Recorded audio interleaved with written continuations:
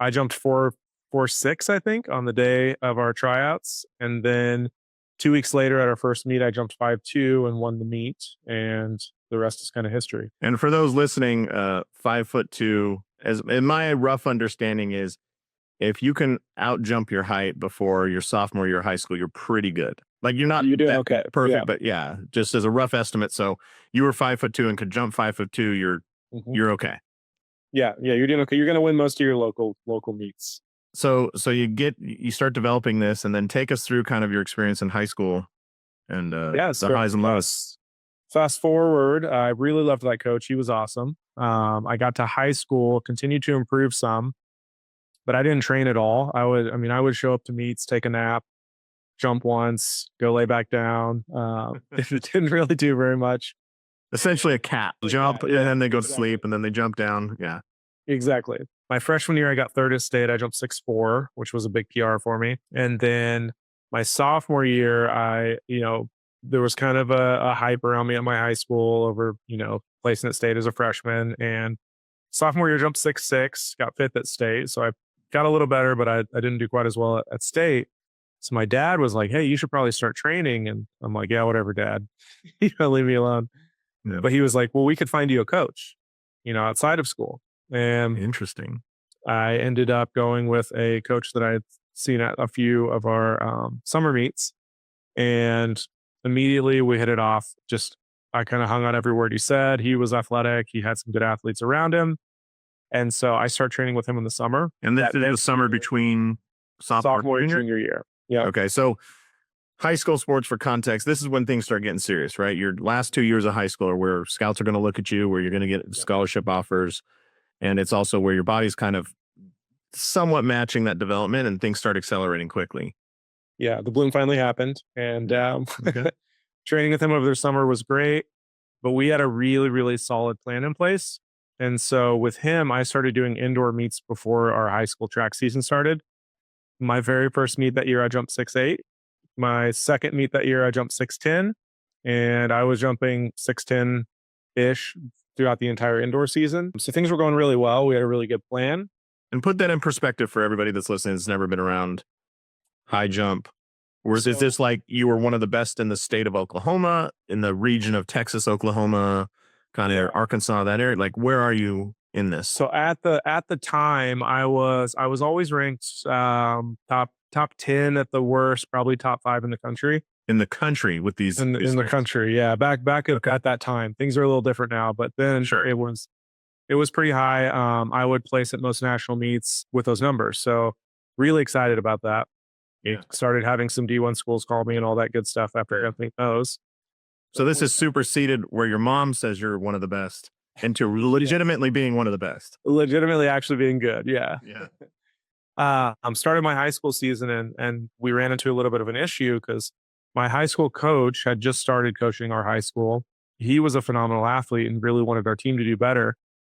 So he wanted us all to train together and really build that camaraderie, right? But the issue was they were in off season trying to build their base, and I had built my base all throughout the summer. So he's wanting to do these like mile repeats with everyone. And for me, I'm like, dude, I'm in the middle of the season. I've been doing a lot of plyometrics. Like, I can't handle miles right now. I did that month ago, right?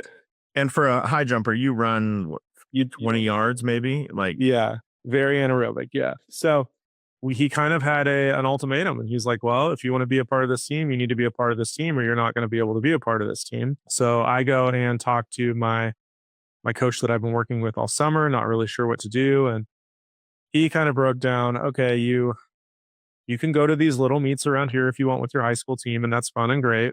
But we have a meet in California in 2 weeks. We have a meet in Texas in 3 weeks. You have nationals coming up in a couple of months. You're going to have to kind of make a choice of which one matters to you more. And if those matter to you more, then you may have to decide not to do your high school team. And I had full trust in this coach. I mean, he had poured into my life as way more than a coach. He ended up later being a groomsman in my wedding. It's still one of my best friends today. So fully trusted him.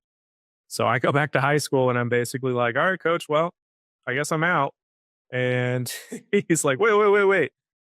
And he's like, all right, if you can just lead the drills, just do the warm-ups, lead the drills, then we can kind of work around that. Because At that point, I was looking like I was going to win state.